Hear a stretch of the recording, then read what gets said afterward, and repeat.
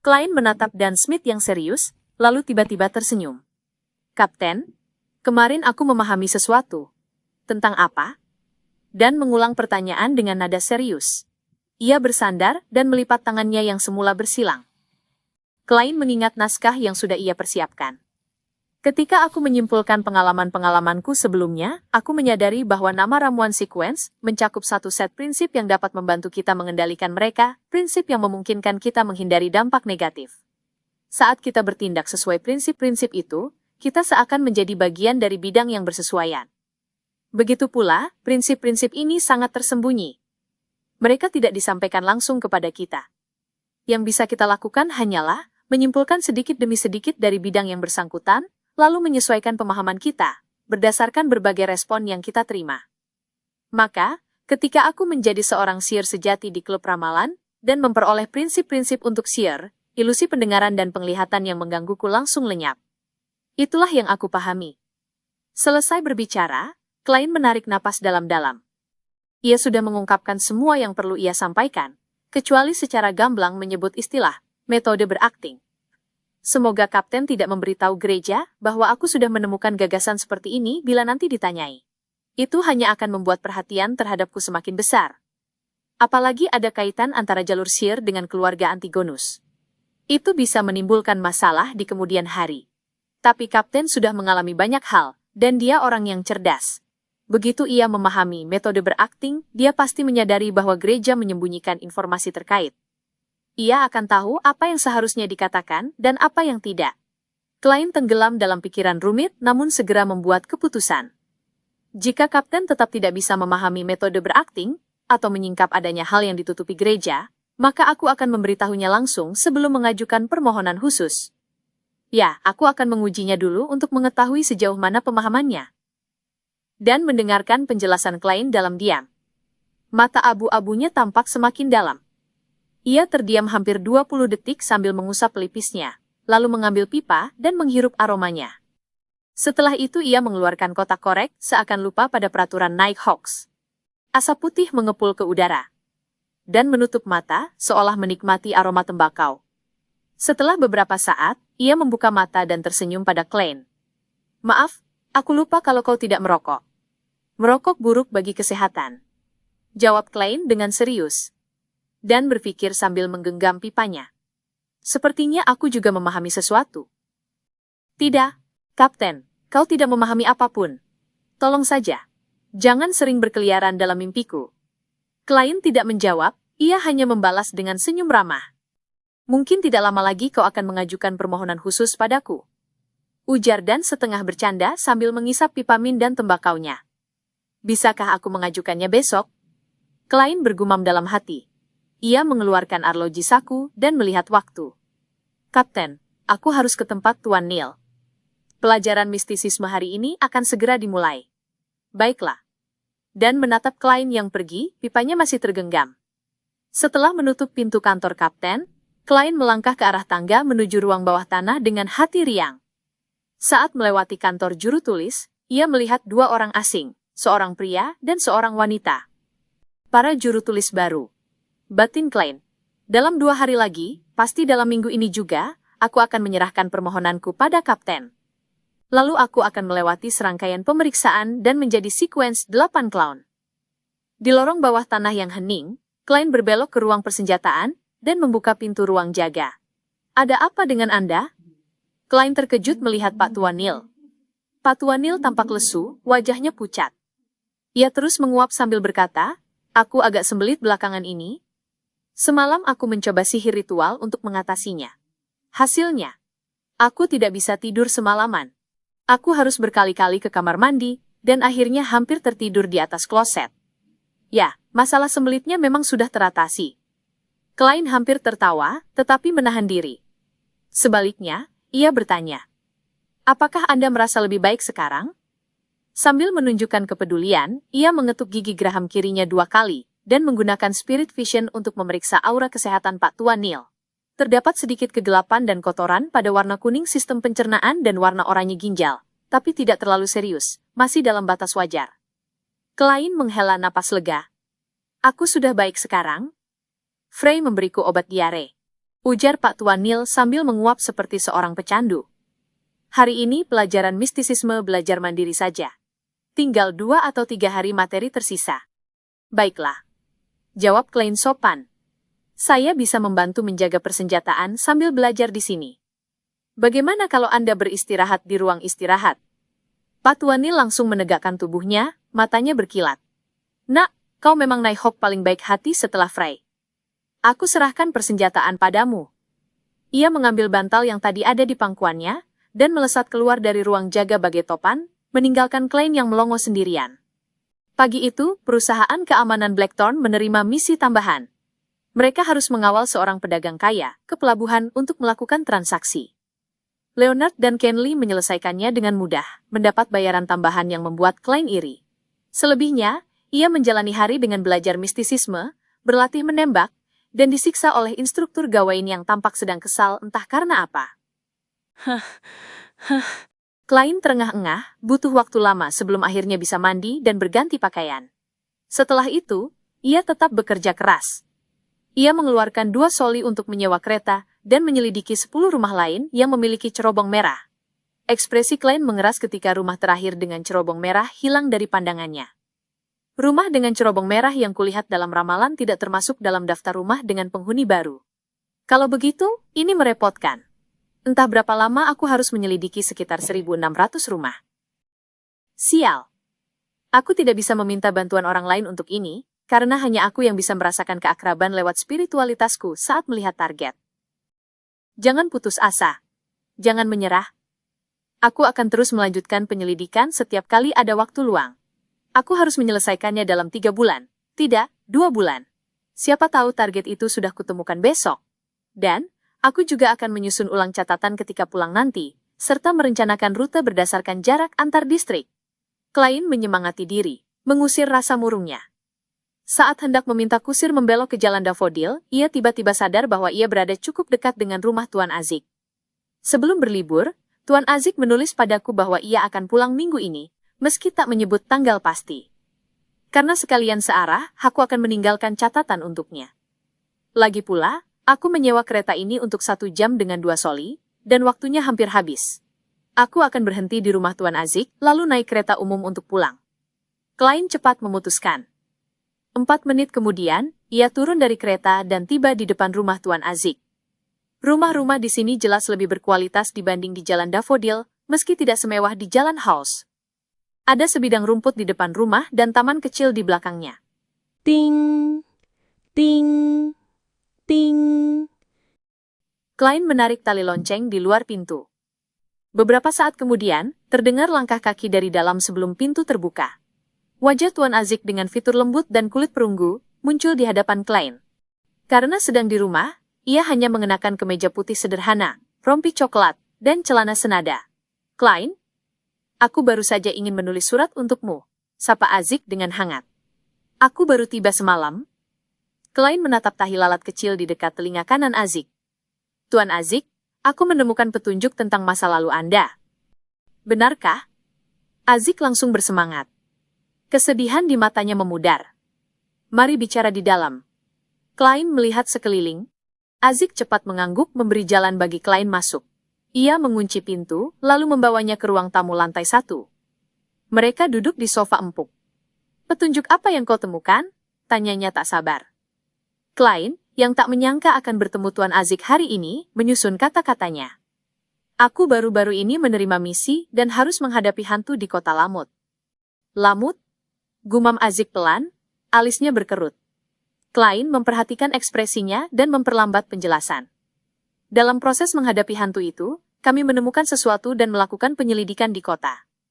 Seorang warga kota memiliki potret Baron Lamut pertama yang ingin ia jual padaku. Karena penasaran, aku memintanya memperlihatkan potret itu. Aku mendapati bahwa sosok dalam potret itu memiliki kemiripan dengan Anda, kecuali rambutnya.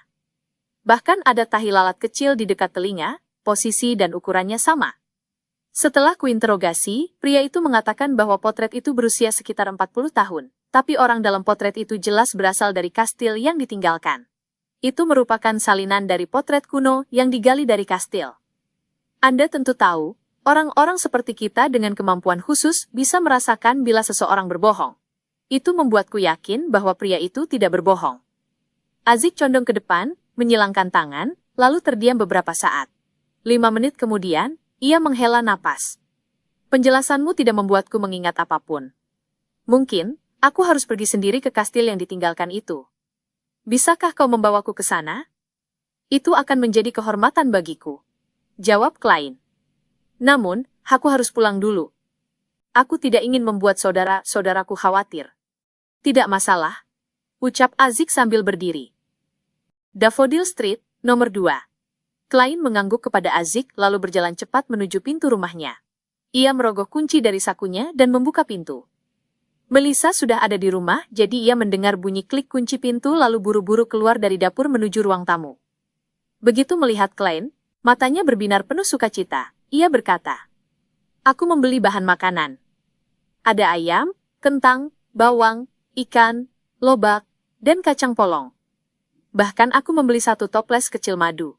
Dek, apa kamu juga mulai terbiasa dengan sedikit kemewahan sekali-kali?" Klein terkekeh.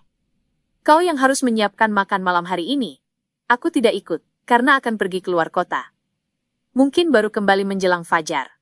"Ya, aku sedang membantu Tuan Azik, seorang dosen dari Departemen Sejarah Universitas Hoi." Sambil berbicara, ia menoleh ke samping dan menunjuk kereta sewaan yang menunggu di luar. Melissa sempat membuka dan menutup bibirnya 2 kali, lalu akhirnya mengatupkannya, dan berkata pelan, "Baiklah." Klein pun berpamitan dengan adiknya, dan pergi. Ia naik ke kereta sewaan yang sudah disiapkan Azik, dan menempuh perjalanan selama 2 jam 40 menit menuju kota Lamut. Saat itu hampir pukul 9 malam. Langit sudah gelap, dan satu-satunya penerangan berasal dari cahaya bulan merah serta bintang-bintang yang sesekali menembus awan, menyinari jalanan yang tak memiliki lampu. Setelah meminta kusir menunggu di kota, Klein memimpin Azik menuju kastil tua yang terbengkalai. Namun, sepanjang perjalanan, ia menyadari bahwa Azik melangkah semakin cepat, sampai-sampai ia harus berlari kecil untuk mengimbanginya. Pada akhirnya, justru Azik yang berada di depan dan memimpin jalan. Awalnya Klein ingin berbicara, tetapi ia menahan kata-katanya ketika melihat ekspresi serius Azik serta bibirnya yang terkatup rapat. Dengan langkah cepat, mereka segera tiba di kastil tua itu. Kastil yang hampir menjadi reruntuhan itu terbentang ke segala arah. Menaranya tampak sepi, liar, menyeramkan, dan gelap. Azik menatap kastil kuno itu lalu memperlambat langkahnya. Ia berhenti, pandangannya dalam namun kosong seakan-akan berada di antara mimpi dan kenyataan. Tiba-tiba ia mengerang kesakitan, mengangkat tangan untuk menekan dahinya, sementara otot wajahnya terdistorsi menahan perih. "Tuan Azik, apa Anda baik-baik saja?" tanya Klein hati-hati sambil mengaktifkan Spirit Vision. Sebelumnya, ketika mereka masih di atas kereta dari Daffodil Street menuju Lamut, Klein sudah sempat melakukan ramalan cepat dengan melempar koin untuk memastikan apakah perjalanan itu berbahaya. Namun, ia tahu ramalan tidaklah serba bisa. Ia tetap waspada agar tak salah tafsir. Lagi pula, Azik adalah sosok misterius. Tak ada yang tahu masa lalunya, dan tidak ada yang bisa memastikan bagaimana reaksinya bila masa lalu itu terguncang. Itulah sebabnya sepanjang perjalanan Klein selalu waspada sekaligus cemas. Azik tidak langsung menjawab, ia hanya melangkah 2 langkah ke depan dengan wajah menderita. Tangan yang menekan dahi perlahan diturunkannya. Lalu, dengan nada seperti orang bermimpi, ia menunjuk ke arah kastil. "Aku pernah melihat kastil ini dalam mimpiku. Waktu itu kastilnya masih utuh, dengan dinding luar yang kokoh dan menara tinggi. Aku ingat ada kandang kuda di sana, sumur di sana, barak di situ. Di sana juga ada kebun untuk menanam kentang dan ubi. Aku ingat ada lapangan latihan. Anakku, dia seorang anak laki-laki. Usianya sekitar 7 atau 8 tahun. Tapi dia suka berlari-larian sambil menyeret pedang besar yang lebih tinggi darinya. Dia bilang ingin menjadi ksatria kalau sudah besar. Istriku selalu mengeluh kastil ini terlalu suram. Dia lebih suka sinar matahari, kehangatan." Klein menatap warna medan energi Azik, dan apa yang ia dengar membuat kulit kepalanya merinding. Ia juga merasa sedikit tersentuh, seolah sedang mengalami kisah gaib secara langsung. Kastil kuno ini benar-benar ada hubungannya dengan Tuan Azik. Apa mungkin dia adalah Baron Lamut generasi pertama, makhluk transendental yang sudah hidup selama 1400 tahun? Dia manusia atau roh jahat? Tidak mungkin. Roh jahat tak bisa berkeliaran di siang hari dan berurusan dengan Nighthawks. Klein tak kuasa menahan pikirannya yang saling bertubrukan, menyalakan semakin banyak dugaan. Setelah berbagai kejadian menegangkan di ruang bawah tanah, termasuk darah Azik yang membuat kerangka merah lalu memunculkan tangisan bayi dan pintu aneh dari kabut hitam, akhirnya semuanya mereda. Kerangka kembali putih bersih.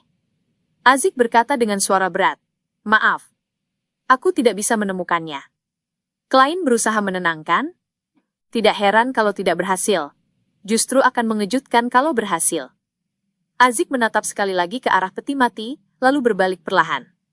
"Aku akan terus menyelidikinya, dan aku berharap kau bisa membantuku." "Tidak masalah. Itu memang yang ingin kulakukan." Klein menahan diri untuk tidak menyebut tentang rumah cerobong merah, karena belum ada gunanya. Namun, ia merasa lega karena kini ada jalan keluar. Setelah menemukan rumah cerobong merah, ia bisa melibatkan Nighthawks melalui bantuan Tuan Azik. Ia tahu dirinya tak mungkin menghadapi dalang misterius itu sendirian. Setelah meninggalkan ruang bawah tanah dan menutup pintu rahasia, keduanya berjalan di jalanan penuh ilalang menuju kota tanpa banyak bicara. Di tengah kegelapan malam, Azik tiba-tiba berkata, "Sampai masalah ini selesai, aku akan berhenti dari pekerjaanku dan meninggalkan Tingen untuk mencari masa laluku yang hilang." Klein tak bisa menahan rasa ingin tahunya. "Tuan Azik, apa Anda sudah mengetahui apa yang terjadi pada diri Anda?" Suara serangga dan burung hantu bergema di sepanjang jalan menuju kota kecil. Azik menatap ke depan dan berkata setelah beberapa detik hening, "Meskipun aku tidak sepenuhnya yakin apa yang terjadi padaku, aku memiliki sedikit gambaran. Mungkin aku adalah seseorang yang telah hidup sangat-sangat lama." "Tuan Azik, Anda harus mempertimbangkan dengan serius apakah Anda masih pantas disebut sebagai seseorang," pikir Klein dalam hati, tetapi ia tidak berani mengatakannya dengan lantang. Alam liar ini, keheningan ini, sering membuat seseorang rapuh. "Aku seharusnya telah membayar semacam harga demi kehidupan panjang ini. Aku sudah hidup sejak akhir zaman keempat, seperti roh yang mengembara di seluruh benua." Suara Azik terdengar semakin dalam, seakan ia menekan emosinya. "Aku tidak ingat masa lalu. Aku telah melupakan orang-orang dan hal-hal yang dulu bersumpah untuk kuingat." Klein menyibakkan rerumputan di depannya, lalu berkata sambil merenung, "Tuan Azik, aku punya sebuah teori tentang keadaan Anda." "Teori apa?" Azik menoleh. "Aku pikir ada siklus pada hilangnya ingatan Anda. Mungkin setiap beberapa dekade Anda mati, dan ingatan tentang peristiwa sebelum itu hilang. Lalu, setelah beberapa waktu, Anda terbangun kembali dari gelapnya tidur panjang dan memulai fase hidup yang baru. Dengan begitu, kita bisa menjelaskan mengapa Anda memiliki mimpi yang begitu beragam. Itu adalah peristiwa-peristiwa yang Anda alami dalam berbagai kehidupan Anda," jelas Klein. Azik memperlambat langkahnya, seakan kegelapan mencengkeram lengannya. Ia menatap ke depan dengan sorot mata keruh, lalu setelah beberapa saat berkata, "Itu sesuai dengan ingatan-ingatan yang barusan tergugah." "Ingatan yang tergugah?" Klein mendapatkan ide, lalu segera berkata, "Tuan Azik, Anda mungkin tidak perlu meninggalkan Tingen untuk mencari masa lalu Anda yang hilang. Ingatan itu akan kembali perlahan." "Mengapa?" Azik menoleh dengan terkejut. Klein tersenyum. "Ingatan Anda tidak benar-benar hilang. Bagian ingatan yang barusan tergugah adalah buktinya. Selain itu, apakah Anda masih ingat saat Anda terbangun di Backlund dan menyadari bahwa Anda telah lupa segalanya tentang masa lalu?" Azik mengangguk. "Itu mimpi buruk yang sampai hari ini masih menggangguku." Klein mengetukkan tongkat hitamnya ke tanah dan menjelaskan dengan rinci, "Sebelum hari ini, aku tidak menganggap itu sebagai masalah. Namun, penjelasan Anda tadi, ditambah dugaanku sendiri, membuatnya terasa agak aneh. Saat Anda terbangun dari mimpi, Anda memiliki dokumen identitas dan cukup uang. Anda juga muncul dengan cara yang tidak mengejutkan siapapun. Semua itu seolah sudah diatur, sehingga Anda bisa menyesuaikan diri dengan masyarakat tanpa banyak kesulitan. Lalu, siapa yang mengatur semua itu? Jawabannya hanya satu. Diri Anda di masa lalu. Anda yang di masa lalu berhasil mendapatkan kembali ingatannya, dan tahu bahwa Anda akan memulai kehidupan baru. Karena itu, diri Anda di masa lalu menyiapkan segalanya agar Anda tidak menimbulkan kecurigaan." Azik berhenti berjalan. Ia menatap cahaya-cahaya kecil dari kota, kembali terdiam. "Mungkin orang tua yang selama ini kucari sebenarnya adalah diriku di masa lalu." Ia menghela napas, mengakui bahwa deduksi Klein sangat masuk akal. "Jadi Anda tidak perlu melakukan apa-apa?" Yang harus Anda lakukan hanyalah dengan sabar menunggu ingatan itu kembali. Klein menyimpulkan sambil menenangkan Tuan Azik. Azik secara refleks melambaikan tongkatnya, lalu terdiam kaku seperti patung marmer. Setelah waktu lama, ia menatap ke kejauhan dan berkata, Mungkin aku baru akan sepenuhnya mengingat segalanya ketika hidupku kali ini hampir berakhir. Aku tidak ingin menunggu selama itu. Aku ingin punya cukup waktu untuk memahami dan membebaskan diriku dari takdir ini.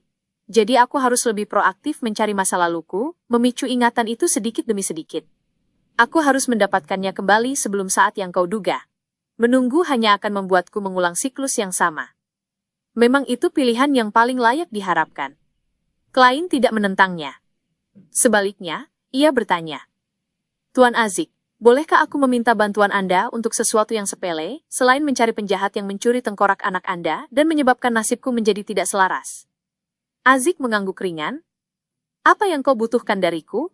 Klein menyusun kata-katanya lalu berkata, aku berharap Anda bisa pergi ke sebuah kota yang berjarak 2 hingga 5 jam perjalanan kereta dari Tingen minggu depan, atau minggu berikutnya. Aku ingin Anda menimbulkan sebuah insiden gaib, sesuatu yang tidak membahayakan siapapun. Dari cara Anda mencoba mencari penjahat dengan menggunakan hubungan garis keturunan Anda, aku pikir Anda cukup mahir dalam hal arwah orang mati. Tidak masalah, jawab Azik tanpa ragu. Ia tidak menanyakan alasan Klein meminta hal itu. Pada saat yang sama, ia secara diam-diam membenarkan dugaan Klein tentang kekuatannya. Terima kasih. Ini sangat penting bagiku. Selain itu, Anda hanya boleh memilih pengikut Dewi Evernight sebagai target.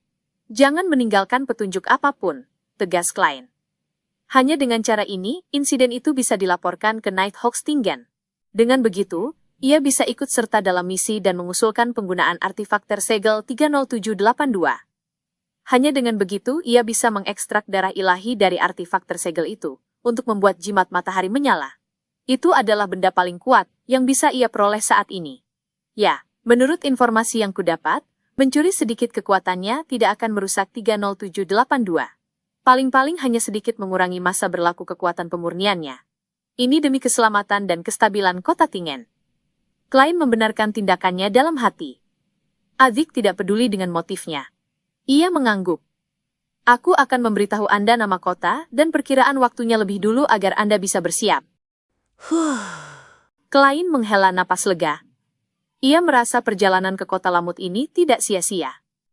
Meskipun mereka hanya berhasil mengupas lapisan terluar dari misteri seputar Tuan Azik, dan masih banyak hal yang belum terungkap, setidaknya ia telah mendapatkan persahabatan dengan Azik, sekutu yang bisa diandalkan dalam pencariannya terhadap dalang di balik semua ini. Pukul 10:30 malam, Klein kembali ke Jalan Daffodil nomor 2, lapar dan lelah. Tidak kusangka Tuan Azik tidak mentraktirku makan malam. Dia memang tidak akan punya selera untuk makan malam. Gumam Klein sambil membuka pintu. Rumah itu tidak segelap yang ia bayangkan. Lampu gas yang elegan menyala tenang, menerangi ruang tamu dengan hangat. Benson duduk sendirian di sofa dengan sebuah buku, dibungkus selimut tebal. Saat mendengar pintu terbuka, Benson hendak bicara namun justru menguap. Ia menutup mulutnya buru-buru. Klein menutup pintu dan tersenyum sambil bergurau.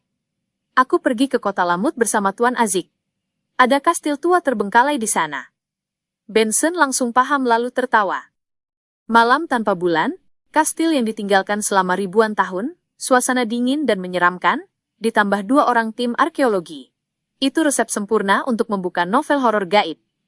Apa yang kualami hari ini memang bisa disebut goib. Klein tiba-tiba teringat pintu aneh yang dipanggil Tuan Azik dan tangisan bayi. Ia berkata dengan rasa takut yang masih menempel. Memang agak terasa seperti itu di sana. Benson kembali menguap, lalu menutup bukunya dan berkata, Aku butuh tidur. Sejak aku mulai belajar dan membaca sastra klasik, kualitas tidurku jadi sangat baik. Klein tertawa kecil, lalu tiba-tiba teringat sesuatu yang pernah disebut Nona Justice. Ia meringankan suaranya.